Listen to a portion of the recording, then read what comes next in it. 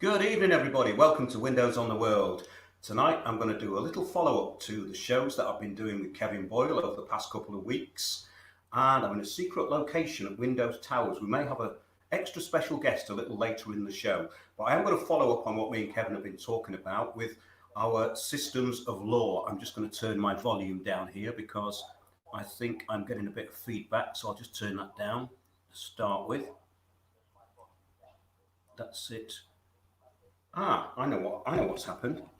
I'm coming out on another computer. So I'll be with you in a minute, everybody. I'm just going to turn the volume down on both computers. That's it. And we're live. So good evening, everybody. Yes, just to recap on what we've been talking about the last couple of weeks, the golden rule of law, the broken system of law, the administrative system of law. Who are we? Are we property? Well, yes and no.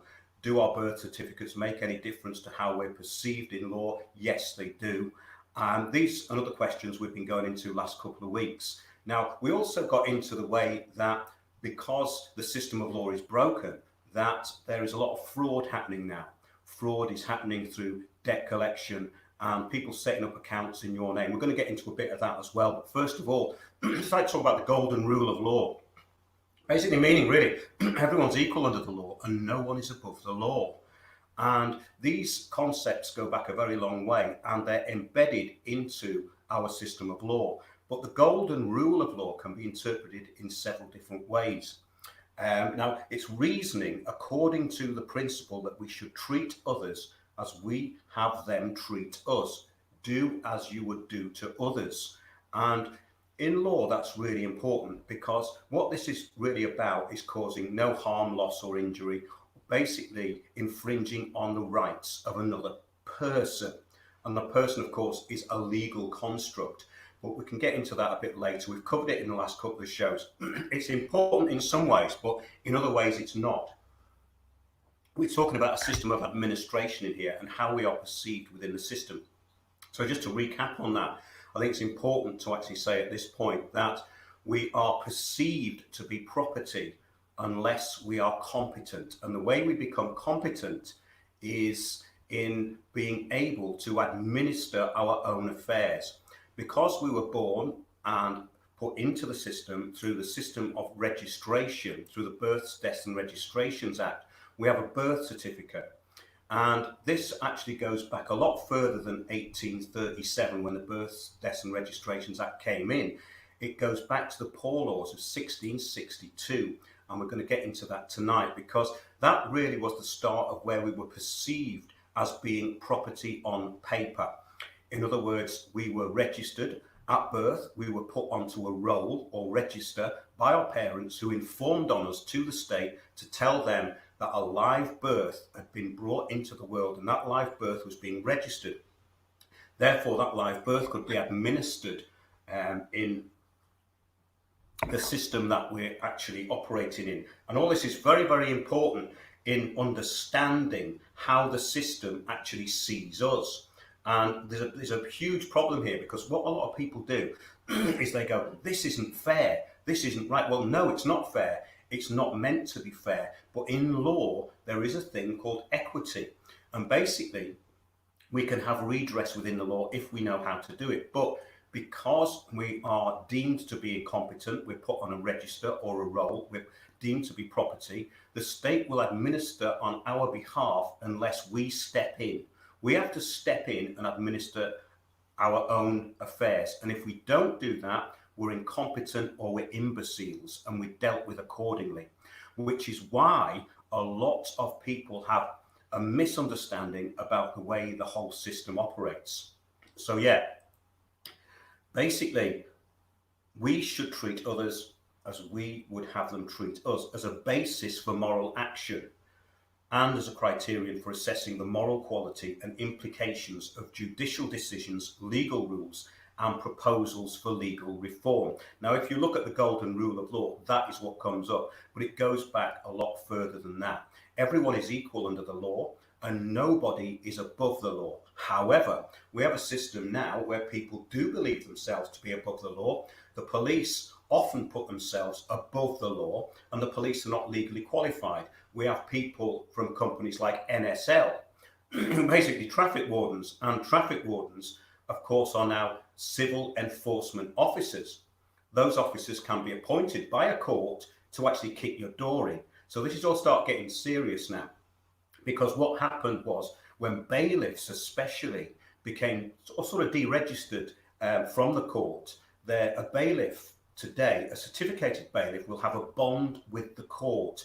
They will work on behalf of the court by agreement, but the problem is that these people are self-employed. Therefore, they have a financial incentive for chasing you for debt and making up debt.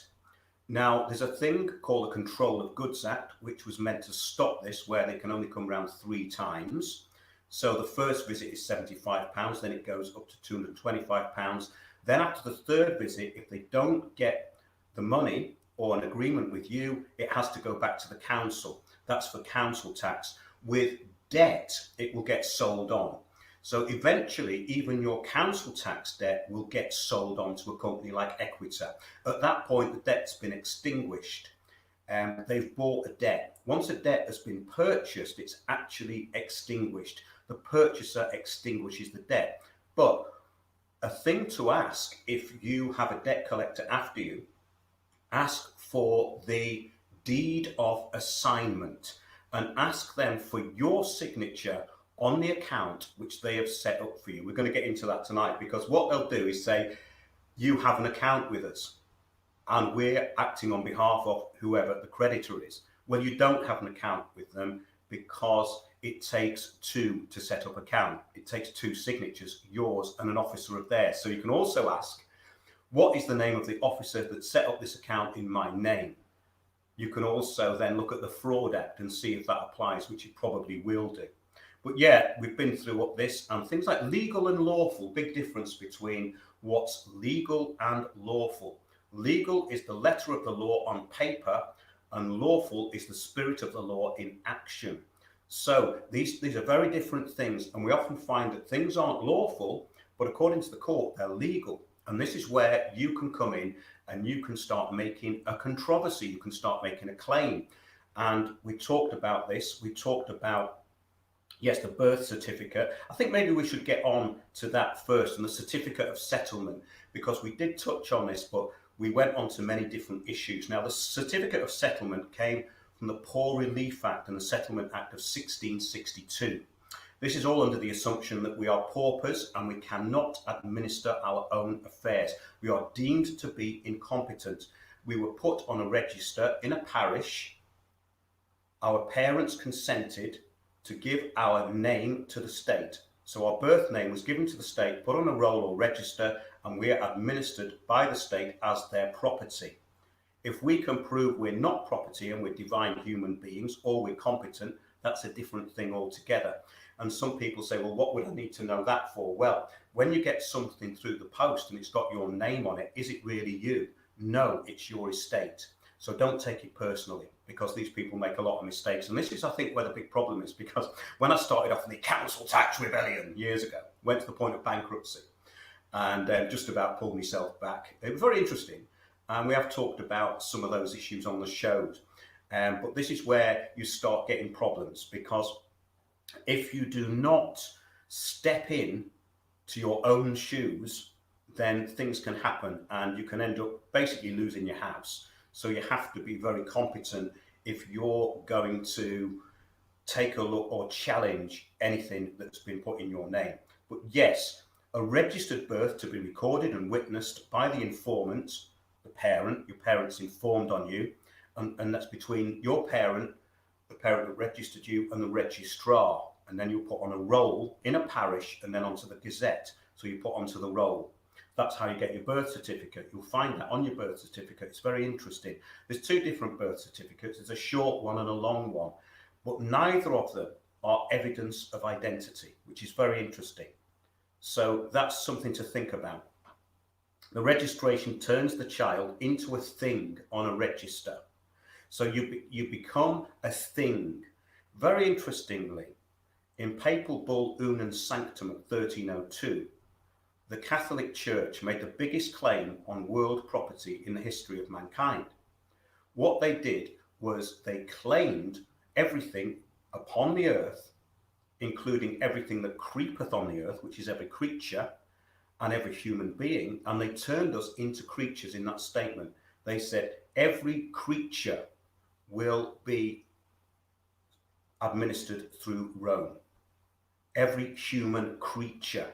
So that's interesting that we became creatures, because in the Bible it says that we have dominion over everything that creepeth upon the earth. If we are turned into creatures, then we can be administered over by human beings. A bit of a clue there as to what we are in core. We are actually deemed to be property. We are also deemed to be dead, because a live thing can be defined and cannot be administered against. All these are concepts, and they're very occult concepts, but it's very useful to know this stuff, very useful indeed. So a legal person is therefore an estate created by being on a roll or register. The thing, the property, can then be conveyed lawfully in commercial agreements between parties.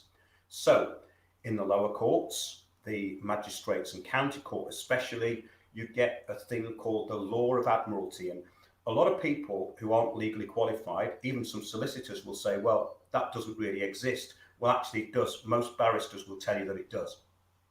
In the 12 to 1300s, lawyers were actually using admiralty law, the jurisdiction of the sea, which is a conveyancing of property and vessels being conveyed, salvage, all these are terms. So you go into the court and you're looking at what the judge is going to make you salvage. There's going to be some salvage within the case, and they get you into a dock, which is where you have to administer your birth certificate from. So you're docked. Your birth certificate is your certificate of lading.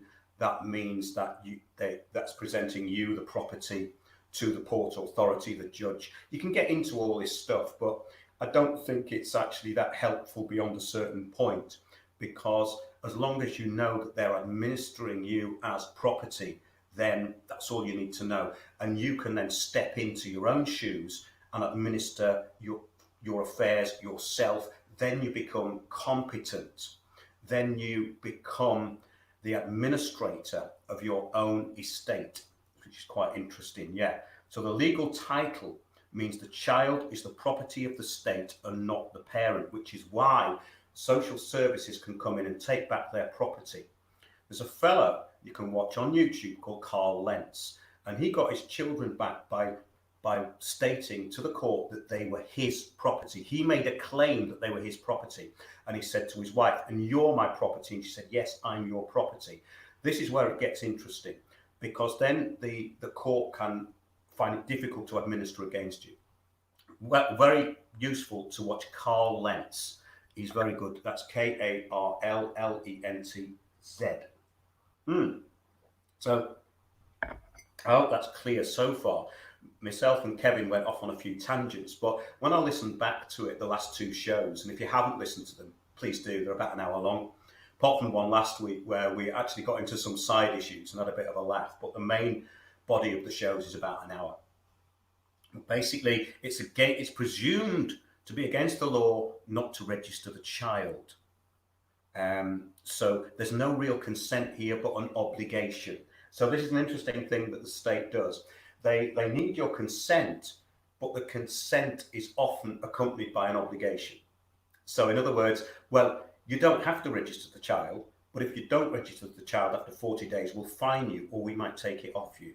So these are the implied threats. So in this system, everything has to be done with consent, which is why we have a broken system of law at the moment, because fake consent is being manufactured by organizations, say citizens' assemblies. That's what they call consensus. They get 50 people, they steer them into an intended outcome. And so that is not choice. So choice is being removed, but because of the system that we live in, you have to make it look as though there is consent, the consent of the governed. All statutes and acts are imposed on the population through the consent of the governed. So the way that consent is gained is pretty sneaky, really. So in order to take full advantage of the person as a traded commodity in the 17 to 1800s, everyone registered at birth was considered lost at sea, so as to be traded before the age of 7. I'll explain this. A lot of people talk about the 1666 Sestike V Act, which just means a trust. A trust is set up for each person. Now, a trust needs somebody to administer that trust. They need a grantor, they need a benefactor, and they need a trustee. The trustee is the person who carries out the body of the trust, what the trust is actually about. The trust has to have some kind of constituted law that's put into place. It has to have a manifesto, and that is basically administered through the grantor of the property. Which, say you went into court, the judge and the court in the lower courts would be the grantor of your estate. The beneficiaries would be the people who got the fine, and the trustee basically is you. You have to carry out the wishes of the grantor. So what you can then do is turn that around, administer your own estate, and make yourself the grantor. Now, these are concepts, and people may argue about, well, who's the trustee and all the rest of it. I have set up several trusts. I was a trustee on a charity for a while. My friend's got a little charity, and I know a bit about the trust law. It's actually quite simple trust law, but can become incredibly complicated. But that's more about the administration of the trust. The actual idea of a trust is simple. I can explain it right now. Say you wanted to borrow my car. I would say, I want the car back by 5 p.m. and I want it back completely intact, and I want it to be completely clean inside and out as I left it. You get back at 6 o'clock, there's a dent in the car and it's filthy. That's called a breach of trust. Therefore, you are liable for the costs to me who granted you the property. So I granted you the property because this is another point. This is why putting things in trust is incredibly important, because in this system, you can't own anything. You can hold property, you can have a usufructuary interest in property, but you can't take property with you when you die. Therefore, you cannot own anything, which is a good thing. It means that it separates you from the property. So in a way, it's a kind of a lesson for people who are very greedy, who are materialistic, because in this system, you can't own anything. People think they can, but they can't. And there's a huge problem here with the way people kind of interpret this. They think that's my property. Well, inert property like houses and cars, you can't own them. You can have a usufructuary interest, which means that you have an interest in the title. For instance, say you've got a car, you've got a V5 document.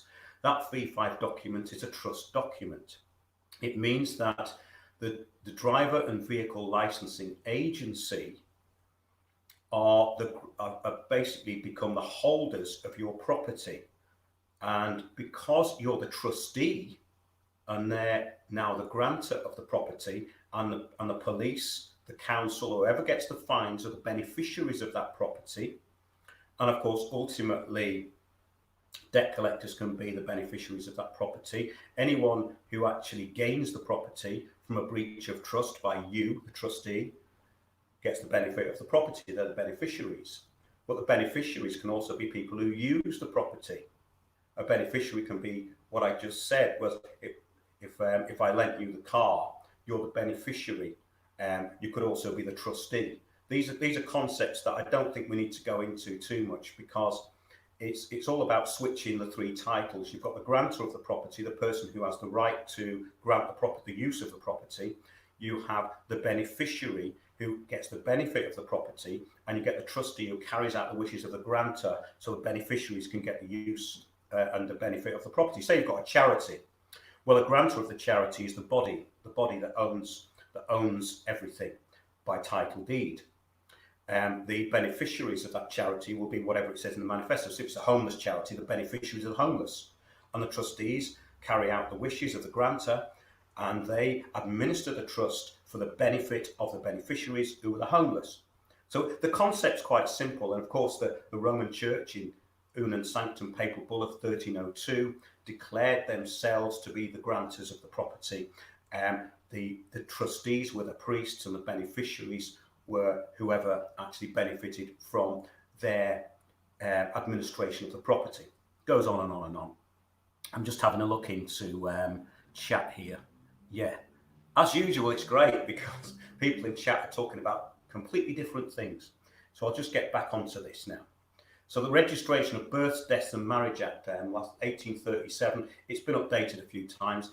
I was looking at the changes to this act in the respect that I was told that by 1837, I think we were all made dead by the time we were born, which meant that the state could administer our estates on our behalf as soon as we were newborn.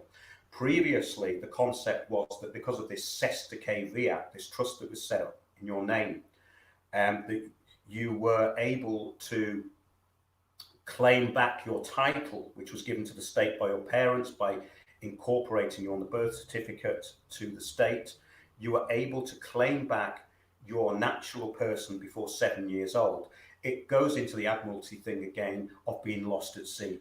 When someone's missing for 7 years, they're missing presumed dead. So after 7 years from the 1666 Cesta KV Act, you were missing presumed dead by the age of 7.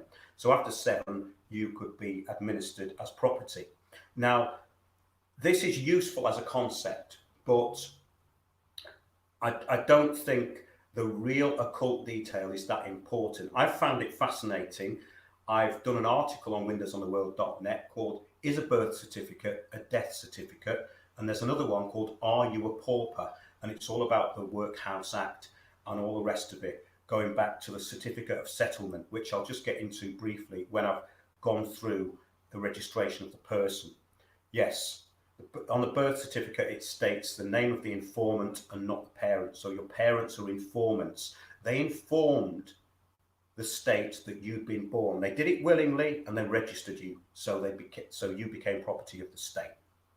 Because it's presumed against the law not to register a child, there's no real consent but an obligation. Yes. So another interesting point for those who are into things of an occult nature is that Westminster Palace in Westminster by the House of Parliament burnt down in 1834. And over 95% of statutes came into force between 1835 and 1899.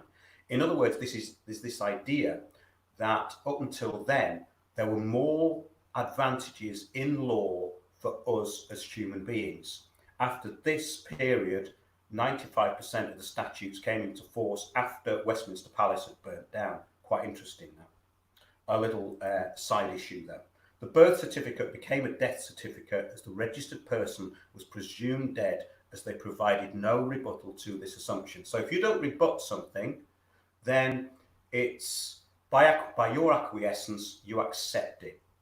So you accept if you acquiesce from something, then you accept it in the eyes of the law, which is why you need to respond. Now, I've been talking to someone over the last couple of weeks, so I hope it's listening, and we've started up some very interesting conversations around this and how this can actually be kind of solved, this whole problem.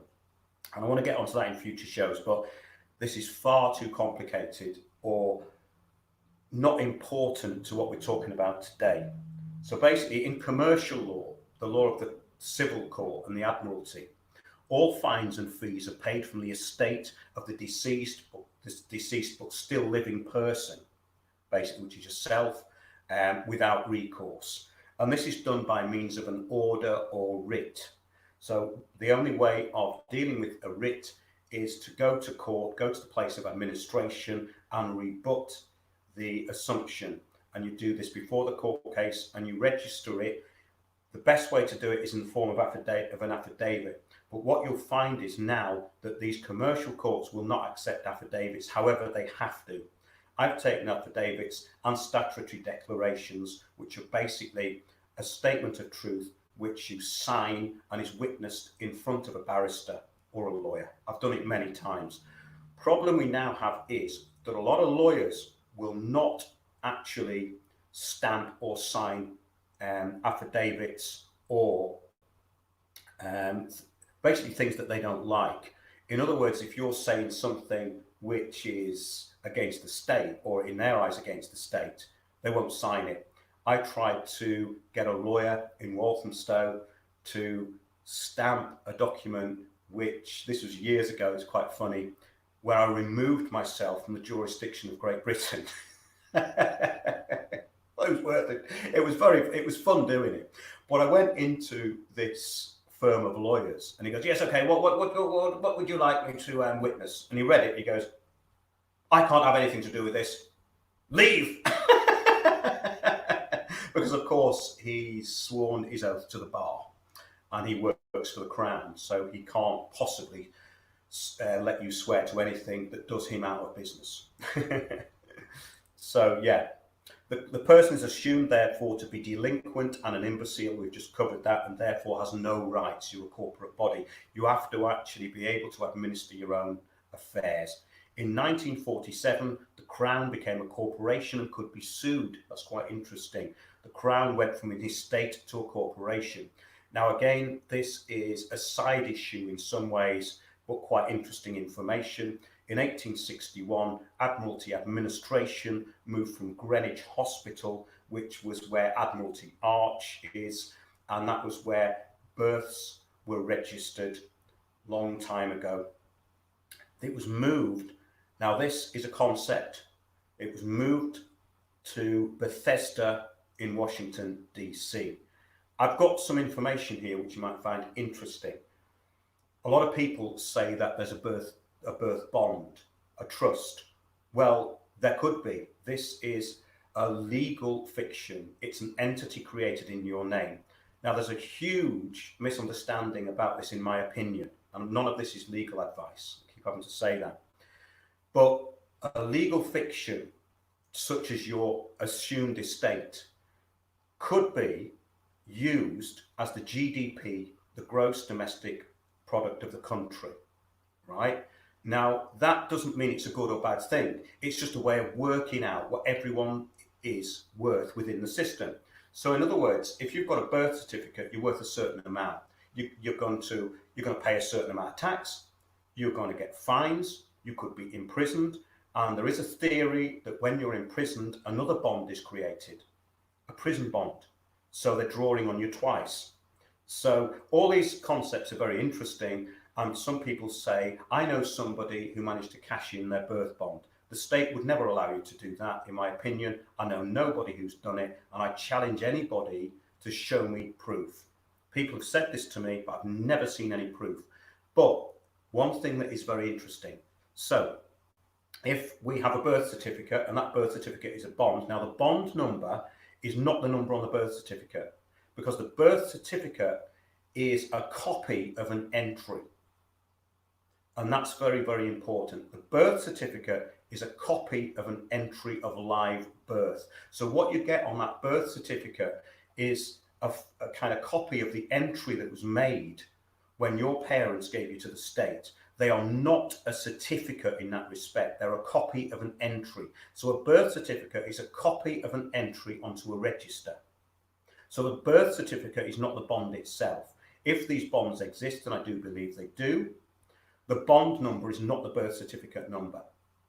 I went over this with someone in Australia years ago, and we spent hours going through it. It was fascinating, but inconclusive. One thing I would say is that I was given basically a trader's facility to go into an organization called Fidelity Investments, which is an American company. Now, this is interesting because of jurisdiction and bankruptcy, which comes out the 1930s, I think 1933, there was a world bankruptcy. It's a currency reset, basically. This is what it goes into, and this can get very confusing for people, so I don't want to make it complicated. But what happened was, because the world declared bankruptcy, most countries did, there's a reset, and that meant that the birth certificate bonds could be kind of put against the gross domestic product of the state. In other words, because there's no money, we are now considered to be worth a certain amount. So that certain amount is a legal fiction. It doesn't actually exist. It exists as the GDP of the country. But if the GDP of the country is worked out like this, then that's a fiction too. So the whole thing is a fiction. Money's a fiction. There's no such thing. There's the promise to pay. It's a promissory note. So if I pull out a £10 note, it will say on it, I promise to pay the bearer upon demand the sum of £10. But it doesn't say £10 of what. There's two banknotes in Scotland. I think it's Bank of Clydesdale and the Royal Bank of, I think it's the Bank of Scotland. They'll come back to me. There's two notes in Scotland. I'm going off on a tangent here, so forgive me. There's two notes in Scotland. One of these notes is backed by sterling, silver. The other isn't. So one's a promissory note that is not worth anything, but it's worth the confidence that you have in it. The other one is backed by sterling. Therefore, it says on it, I promise to pay the bearer upon demand the sum of £10 sterling. So you can go into the bank that issued that promissory note and get your £10 sterling. With a Bank of England note, you can't. And I know somebody went into the Bank of England and said, I want to know what this is worth. I want the silver that this is worth. And what happened was very interesting. They threatened to have him sectioned and threw him out. Interesting response. So maybe you touched on a bit of a nerve there. But yeah, living persons are traded as estates or deceased through the bond number that's been given to you. I was given a trader's input into Fidelity Investments. I put my name and date of birth in, and a friend did it as well. We were both born in the same year. Hers came up and so did mine. I was Maryland Income Fund bond number 429 with a QSIT number, and I looked that up and it's a real bond. So the idea is, to get back to my point, that we were traded offshore. We can't be traded in this country because they've assumed bankruptcy. So America trades here, we trade in America. America is a plantation, the United States is a plantation of the City of London. Now, these are very abstract concepts to a lot of people, and I've been studying this stuff a long time, but do they help you with the parking ticket? Well, we did cover penalty charge notices, PCNs from the council, and we also covered parking charge notices, which can be dealt with through bovat.org.uk. So if you go to Morrison's car park or Astor or wherever you go to, you will be given a parking charge. Now, because Astor's and Morrison's are corporations, they can't issue fines. The council can issue a fine and they can say it's gone to court, and they'll say it's gone to Northampton Bulk Centre. Another interesting issue here, I have a document which I can put on the website from Traffic Enforcement Centre in Northampton. And a lot of people get this, Northampton County Court Bulk Centre, right? Now, I have it in writing that bulk centre is not a court. I asked whether it was a court and they said, Traffic Enforcement Centre is a registration point for unpaid fines.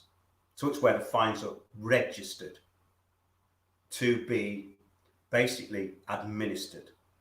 So that's interesting. So yeah, Northampton County Court Bulk Centre is not a court. This is one of the concepts that we went into, that the council, especially because of your birth certificate, because you're incorporated as property, that's why people can get put in prison for council tax. Now, there's no need to go to prison for council tax. There's absolutely no need, and there are remedies for that, because they can't put you in prison for council tax, but they can if you agree to it. It has to be done with your consent. We talked about a document last week, which was issued by a council, and it said committal to prison. Well, it actually wasn't a committal to prison because there'd be no arrest warrant out for the person who was named. So you could phone up the police if you get one of these from council and say, is there a warrant out for my arrest? And the police will say no. You can then go back to your head of revenues and benefits and say, I've had a threat of kidnap from you. If you're the officer that signed this, why have you threatened to kidnap me? And see what response you get. I did this in Waltham Forest, had a lot of fun, because the actual CEO never answered the phone, but his assistant did. And I said, no, seriously, I've had a threat of kidnap. And the fella started laughing. And I explained it to him. He said, yeah, I see what you mean. And I said, and you do realise that you can't put anyone in prison. He said, well, I'm not legally qualified, but I wouldn't say you could. He said, I don't know, but it sounds unlikely to me. So interesting stuff. I hope people are sort of following this so far. I'm going to bring in somebody as a special guest in a minute who might want to actually ask me some questions. So all that is very interesting. I found out that, yes, I think we are traded as commodities on the international stock market. I found a bond number which corresponded to my name and date of birth, and it was from Fidelity Investments. I searched in mutual fund as a trader. Now, what was interesting about this is the next time I tried it, I was denied access. So, interesting stuff. Moving on from that. Guthrie cards. Now we're getting into black magic now. Black magic or magic is the idea that if you want to control somebody or something, then you have to have its essence. What's its essence? Well, its true essence, if it's a living thing, would be its blood, which is why people in cultures all over the world are very, very worried about blood bonds and the taking of blood, because the taking of blood is the taking of your life. So when you are born, the state takes your blood. And from 1962, every baby has had its blood taken and put on a thing called a Guthrie card. Look it up, Guthrie cards. And I'll just give you some information on that now. Over the last 50 years, and this was printed in 2012, and it's from Cold Spring Harbor Laboratory in the United States. Over the last 50 years, the spotting of newborns' blood onto filter paper for disease screening, called Guthrie cards, has become so routine that since the year 2000, more than 90% of newborns in the United States have had Guthrie cards created. Researchers have now shown that epigenetic information stored on archived Guthrie cards provides a retrospective view of the epigenome at birth, a powerful new application for the card that could help understand disease and predict future health. So anyone who tells you that there's not a world DNA database being built, that's enough to get rid of their assumptions that it's a conspiracy theory. Just get them to look up Guthrie cards. The other way it's done is vitamin K testing. Now, why is this important? It's important because your birth certificate is in red. Therefore, it signifies the blood. Now, this is important because under this system of black magic, which it actually is, consent has to be given. A black magician has to have your consent. If you want to sign your soul over to the devil, this is the legend, you have to give consent. So, if someone wants to control you without you knowing it, they have to have something of you. This is why in voodoo they make effigies of people. This is why witches would make dolls out of wax and try and get some of the person's hair or their fingernails. And in ancient times, people burnt their fingernails and their hair. They would not leave it anywhere because of this so-called superstition that they could be controlled through it, which makes absolute sense if you believe in it. So all this stuff gets very, very deep, but it's important because these are the assumptions that have been made by the state. They own you. So you have to prove that they don't own you. And by doing that, you become competent. Yeah. So we've talked about the theft of entire estates, everything that belongs to you, through the county courts. The county courts have inherent fraud built into them in that they issue their own documents, their own summonses, and their own orders. And in Halsbury's Laws of England, we went over this. Look up Halsbury's Laws of England. This is very, very important. Halsbury's law states administrative courts, as in the council tax, where they actually print the summons themselves. They actually create the debt. They demand it, and they enforce the punishment. That's not allowed. Everything has to be separate. You can't have the prosecuting body as the person with the invoice. Can't do it. But they do it with by agreement with Her Majesty's court system, which is why they can make this fake paperwork up. I'm not giving you legal advice, but generally, if a council sends you something, committal to prison, and it's not been in front of magistrates, it will be by agreement with their own ability to print their own summons. So they're trying to scare you. What they're trying to do is get you into a payment plan, which is why when you go to court for council tax, you will meet the officer of the council outside the court. They don't want you to go into that court. They want you to settle before you go in. I always go into court because they've usually got the accounting wrong. I took them to court. I counterclaimed against the council for some documentation, which I'm going to go into in a future show, which is very interesting, which affects hundreds of thousands of people in this country, called a single person's discount validation form, which they send out to people who they believe have other people living in their address. In other words, oh, you're single, you're not the only person at this address. We believe there's multiple occupancy, therefore by our assumption, we're going to take away your right to your 25% discount, and then we're going to issue you a new bill. None of this is administratively correct. They then issue you another bill. I went to court. I proved that they were having third parties sending the form out, which created a fraud. I proved that in court. The judge agreed. The council lost their costs, which means that the single person's discount validation form, you do not have to fill it in, or any other documentation from a body, a corporate body. You don't have to fill in their paperwork at all. Because if you fill in their paperwork, you agree to certain terms and conditions.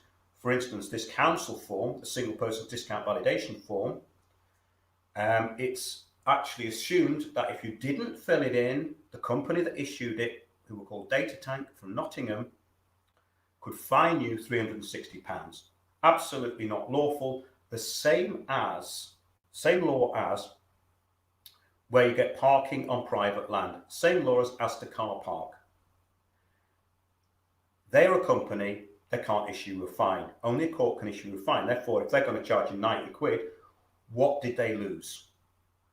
Where did they incur a loss? They can't prove loss. So what they're going to do is that they're going to send you a thing. They're going to say, there's a fine. Well, you say, okay, I need a properly formatted VAT invoice for what you say I've had from you, because you're a company. You can't fine me. You can only supply me. Or I can supply you. So you're saying you supplied me with something. So I want an invoice for what you've supplied me for. And they can't give you an invoice. And it's the Bills of Exchange Act and the VAT, because they're going to be, obviously, every invoice has to be VAT registered. So go to boevat.org.uk and have a look at that. It's a 3-stage process. Mostly in law, things with 3-stage process. You get a summons, you get an order, and then you get your writ of enforcement, which is your bailiffs. So I hope some of that's clear. But let's get back to what Halsby's Laws of England actually said. They said, council, this is the council, the Child Support Agency, and basically other land pirates, that's my opinion. The law is absolutely clear on this subject, says Halsby's. There is no authority for administrative courts in this country, and no act can be passed to legitimise them because of the constitutional restraints placed upon Her Majesty at her coronation. The collection of revenue by such means is extortion and has been found reprehensible since ancient times. Separation of powers today, this was in the year 2011, we find, for example, that in the council tax regulations, the billing authority, the prosecuting authority, and the enforcement authority are all vested in the same body. The same bodies even purport to issue their own legal documents by tacit agreements with the courts. In our system of common law, the rule of law demands that we have a separation of powers. Today, the powers are not separated, and since 2011, when this was written, it's got a lot worse. The executive is not a distinct, freestanding leg of the tripod. The executive now emerges directly from within the elected chamber of the legislature, where previously it emanated directly from the monarch. Very important point, that.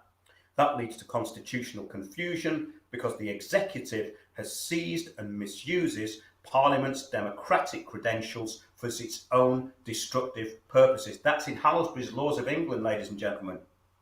These are law books that you can use in court. These are law books that I have taken into court with post-it notes all over them. Great fun. If you're challenging council or any of these other bodies on a point of law, put on a nice suit, go into court, have many copies of Halsbury's with you with post-it notes all over them, stick them on a desk next to the council's barrister and watch them squirm. Very good fun.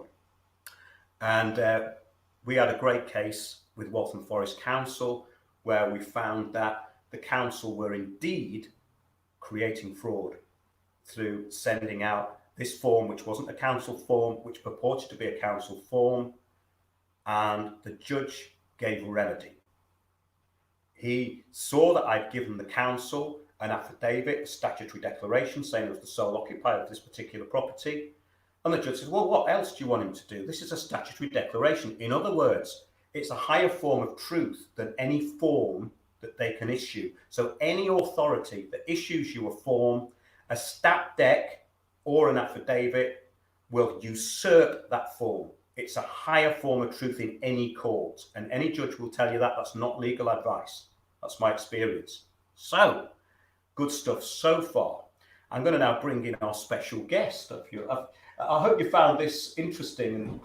Well, it's very interesting. Nice to join you today. And I would like to just say, yes, just get in the shop so Let people me can introduce you first. See who I am. I'm kind of catching up behind tables at things, everybody. So that's why I'm getting in here late. So hello, this is Joanne Summerscales here.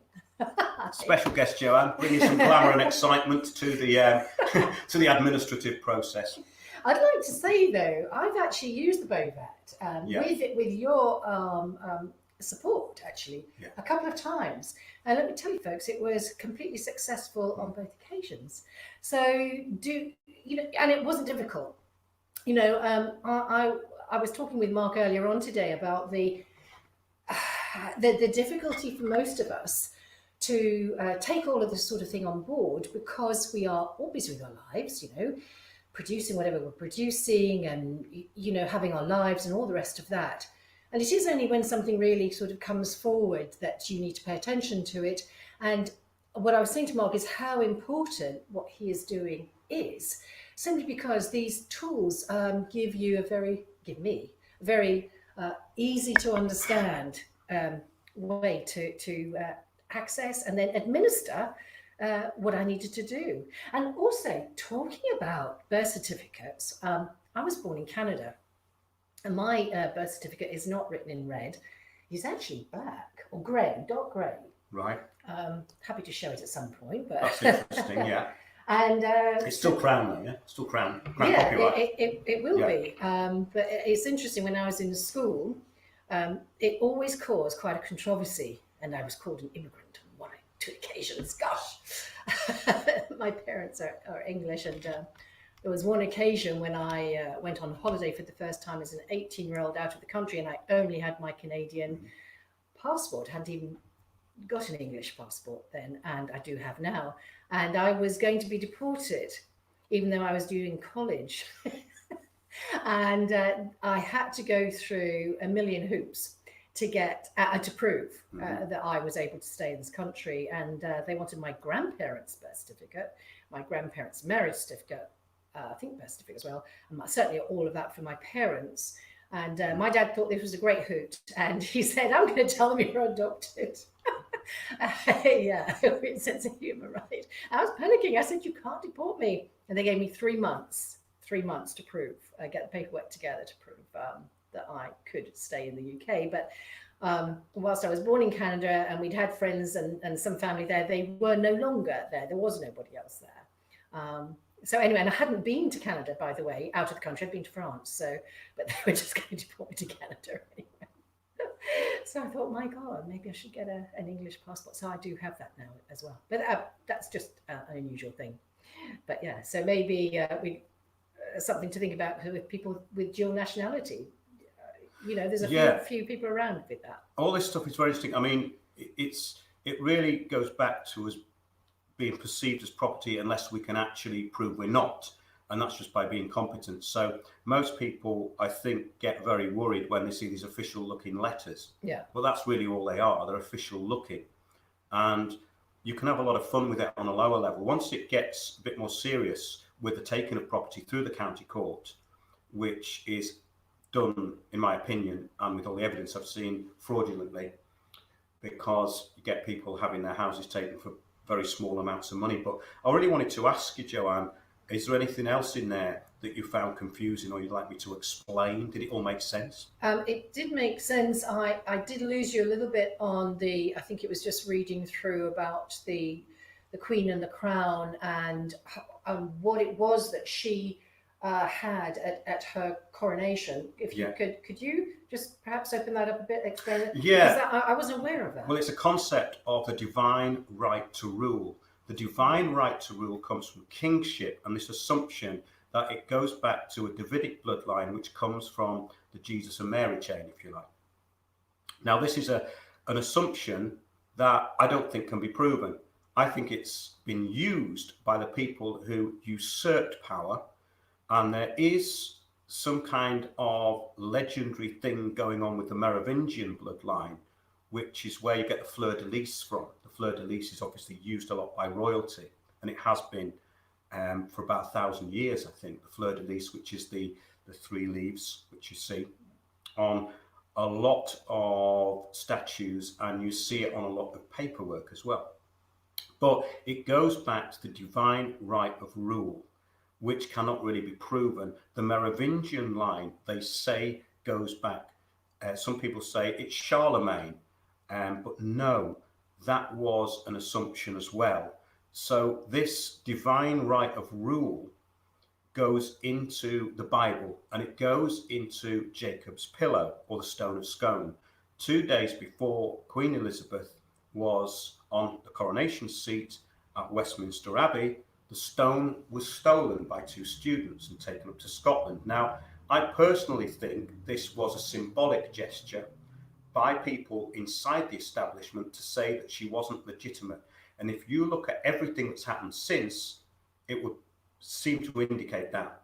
Our present Queen has never dissolved Parliament, and this is kind of interesting because if you look at the sort of things that we look at, the Agenda 21 stuff coming through the United Nations, which takes away all national sovereignty, why would a monarch give up all the national sovereignty? Why would she give up the sovereignty of her throne and her people? Doesn't make any sense. No king or queen has ever done that. So this is kind of puzzling. But yes, there's this idea that the stone was taken, the Jacob's pillow was not underneath the coronation seat. In fact, I went to a very interesting court case, a fellow called Anthony John Hill. He made a film called 7/7 Ripple Effect, and he got put in prison because he sent a copy of this to Kingston Crown Court, and these people who were assumed to have carried out the bombings on the London Tube and the London buses in 7th of the 7th, 2005, were not found guilty at the first hearing. They were deemed not to have anything to do with it. Now, what actually happened on the day, it's very interesting this. We did a thing called 7/7 Revisited. You can find it on YouTube. It's had very few views. It was made with David Shaler and Nicholas Colostrom. Me, myself, and David and Nick and a couple of others went up to Reading, and we made a film where they got onto the train, and we took apart quite a lot of the official story. We also went to the Tavistock, where the bus blew up. The top of the bus blew off. Now, this is kind of a side issue, but an interesting one, because Anthony John Hill, who made this film, got put in prison because he questioned the official story. And he said that the people who were accused of doing this didn't do it. He sent it to Kingston Crown Court. He was put in prison for 156 days while the trial was on for attempting to pervert the course of justice. Now, of course, he didn't, because it was only intercepted by people within the court, the administration, so it never got through to the jury. But it was an interesting case that he put before the judge, and the judge let him put the case forward. And he showed a video of Queen Elizabeth's coronation in Westminster Abbey with clearly no stone underneath the the throne. And he made this as a point that the Queen could not have any jurisdiction over him, right? Right. Because she wasn't the Queen. And of course, the judge said, well, I find your theory very fascinating, Mr. Hill, but obviously I can't accept it, which of course he couldn't. But it's an interesting concept. And it goes into the whole idea of this, which is all about a belief. Most of this works on the assumption that we believe it. I'll let you come in again there now. Yeah, no, it's just interesting because it seems these threads are so deeply enmeshed in this pattern, this sort of tapestry of our lives, that when we come to, you know, the find or the, you know, whatever it is we're having to deal with, we get lost sometimes, you know. So that's why, again, I'll just say I think what you're doing is really fantastically important. You know, thanks for making this your life's work, because I certainly find it really interesting. And there are, you know, I wasn't taking notes, but I could have. There were one or two other things to do with the Queen and to do with that side, some of which you've gone into, and I'll have to, you know, revisit that again. Yeah, these are concepts that, in a way, that I find fascinating because they seem to indicate the way things have gone wrong. And there was a case several years ago when a friend of mine went into court, and it was over an alleged assault and some criminal damage, I think. It was a spurious case, really. But the person was summoned to the place of business, the court, and this fella got up and said, on behalf of the person who'd been summoned, and said, well, this is Regina versus John Jones here. Where's Regina? And the judge said, well, she's not here, sir. He said, well, I think we need to adjourn the case until she turns up. Regina's obviously the Queen. So this is an interesting point. Yeah. And I think that the case got so much attention that I think there was somebody from a soap opera involved in it, right? Some television actor.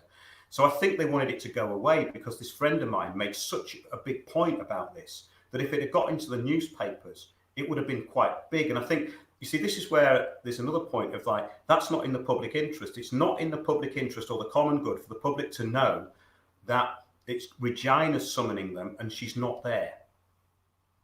Now that makes a mockery of the whole system. We can't have that. We just simply can't have that. We can't have that. So there are remedies in law, but they're kind of interesting in the respect of when you look at the occult side of it. But tell her that story about that clamp you got put in your car. Oh yeah, a couple of years ago. I got a phone call about 11 o'clock at night, and Joanna, you changed the V5 document, hadn't you? Yeah, I think yeah, I can't remember the whole thing of it now because it's I think it was a bit long ago. Anyway, it doesn't matter. But yes, so I called Mark. I said, "Oh my God, you know, can't believe that they've done this." And you know, Mark was absolutely brilliant because he. Well, I wasn't at the time because I was actually at my friend's restaurant, and the restaurant we were at, it was about 11:30, and we'd all had a very jolly evening, and I was talking to my mate Pete. And a lot of the stuff that we actually learned was in this restaurant in Leabridge Road in Walthamstow. And we used to have meetings of subversives down there, you know, and people would come along with orders made against them in the court. And I met so many of my friends because they had court orders against them. Do you know what I mean? Well, I get this phone call at 11:30 at night, and Joanne's going, "Joe, you've misled me here. My car's been clamped." And I said, "Well, I can't do anything about it now, can I?" So what happened? Well, you eventually got onto some officer. It was a bailiff company. And what we'd done, we put it into a trust. Yes. Oh, yes. It was the name of it was a trust. That's right. So the car was not owned by Joanne. No. It was trust property, which takes us back to what we're talking about at the beginning. So in other words, you can't own the car. The DVLA own the car, which is why they can take it when you don't pay their tax. If you don't pay your car tax, the DVLA will clamp the car, then they will take it, and you have to pay to get it back. If you owned the car, they couldn't take it. Very simple.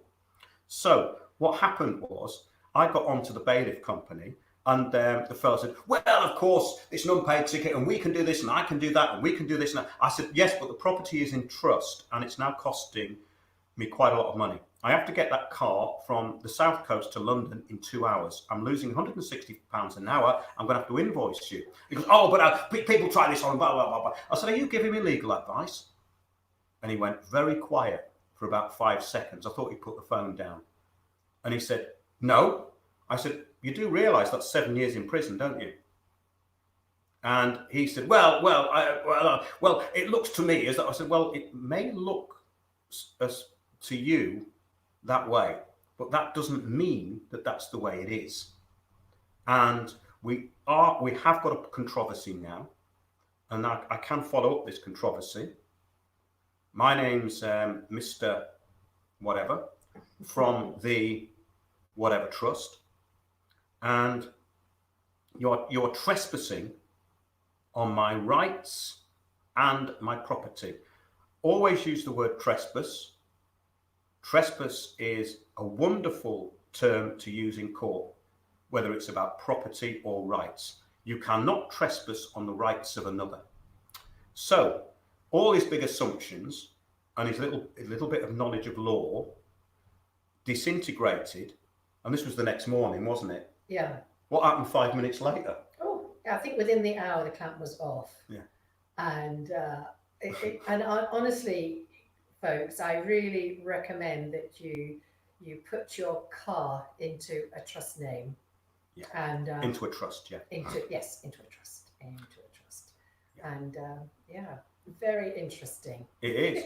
And you can't own anything in the system, as we've said. So I think that's a really good point. And I think that's probably a good place to leave it, unless you've got anything else you want to bring up. No, I would just say that that following, here and there, when I have had a need to, especially some of Mark's advice has absolutely behaved me well. It's really served me and not served those who would be working or acting against me in a legal term. So in their opinion. Yeah. Well, I mean, this is the thing that. And it doesn't take long. Yeah. It doesn't take anything. And every time I go and get my car tax or whatever, and they still say, and is it this trust? I say yes. And is it at this address? I say yes, which is elsewhere. Yeah, it's quite important because of the broken rule of law that you maybe should think about not registering the car, which is the DVLA's property anyway, at your address. Swap addresses and things like that. I'm not giving legal advice here.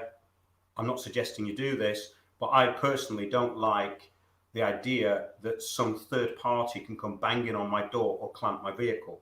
I did go through a very rebellious phase with this, went through many bolt cutters and had a lot of cat and mouse games with certain bailiff companies. And the reason I was doing that was because they were trespassing on my rights on the back of an assumption which was often wrong. And I also found out that a certain bailiff company which tried to take me to court, they tried to take me to the High Court. Because I wrote about them online, I said, don't pay them because their paperwork is known to be fraudulent and their bailiffs have been doing illegal things. They've been actually damaging property and they're breaking windows and stuff like this. So I said, don't pay them. Mm-hmm. So what they did then was they got this big city lawyer onto me, threatening me and saying they wanted all this money up front. And whenever you Google this particular, or your search engine of choice, whenever you put that in, my article would come up, don't pay them. And they were absolutely furious. That website's gone, unfortunately. It was called landofthefree.co.uk, but we did some serious damage to these people because they're acting unlawfully. They were self-employed people who were getting very little money for taking someone's possessions. They were getting £7 for a walk-in possessions order, which is levy in distress on a person's property. So in other words, you've got single mothers phoning me up saying, they've come in the house, they've taken all my stuff and they've taken the kids' toys. I said, they can't do that. They can't take the kids' toys, they can't do this. So in other words, they were trespassing on the rights of people and they were preying on the vulnerable. So. But you do wonder, don't you, how they can take stuff off you and fine you if you're actually dead. Well, this is the point that, well, it's not yours, you see, the property's not yours. So this is the other point. Yeah, that's a good point. But because it's deemed to be part of your estate, they can take it. because your estate is just everything that you assume to have owned, but you can't, because you can't own anything ultimately, because you're going to die and you're going to leave it behind, which is why you can't own a house, because someone else is going to get Or it. you're dead to start with, and you never were able to get anything because you already did. Exactly. How can a dead person accrue anything or acquire anything? Missing, presumed dead. Yeah. So the best thing to do is put everything into trust, because then it's not yours anyway. It was never yours in the first place, so why hold on to it? You can't. So I think that's probably a good place to leave it, actually. Do the car thing, folks. Do it, honestly. Really. That's my best advice for today. Okay, so people put some very interesting things into chat here, which we can follow up in the weeks to come. But this was a little bit of a summary of what we've been doing. Next week, I've got Jerry Marzinski, psychiatric practitioner from the United States of America. And you can look in our archive and look at a couple of shows called Demons Are Real ? Look that up, and it's all about demonic possession and the experiences that Jerry's had, the experiences that I've had, and our observations. Jerry's got a book out now, a new book, Jerry Marzinski with Sherry Swiney. We're going to be talking about that next week, and Jerry's going to be on with me from 8 p.m. next Wednesday. So thanks to Joanne for joining in tonight. Thank you. Thanks for all the work. Wherever I am next week, I shall see you there. All right. Thanks a lot, everyone. And thanks for joining in chat. See you soon. Hang on a minute. Yeah, there we go. So, yeah, good night. And remember, Sundays 9 p.m., Wednesdays 8 p.m. Night, everyone. Good night.